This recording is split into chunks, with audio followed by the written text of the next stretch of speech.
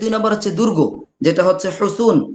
দুর্গ হলো শরীরের এমন গভীর সুরক্ষিত স্থান যেখানে জিন, রুকিয়া বা কোরআনের আয়াতের প্রভাব থেকে বাঁচতে লুকায়িত থাকে। যেমন হচ্ছে আপনি রুকিয়া করছেন, কিন্তু ওই যে দুর্গ হুসুন, এই জায়গাটায় যখন আপনি রুকিয়া করবেন, জিন্নাত এই রুকিয়ার কোরআনের আয়াতের প্রভাব থেকে বাঁচার জন্য এই দুর্গটা সুরক্ষিত স্থানে, দুর্গটা তৈরি করে এই সুরক্ষিত স্থানে সে লুকিয়ে থাকে।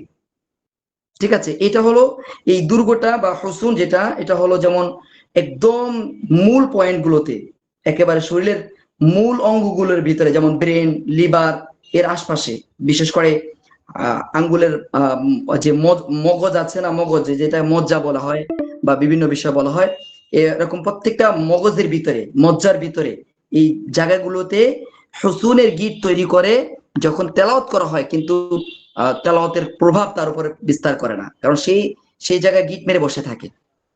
রোকের সময় নিজেকে রক্ষা করা এবং দীর্ঘমেয়াদী শরীরের মধ্যে টিকে থাকার জন্য মানে দুর্গটা তৈরি করে বসে থাকে।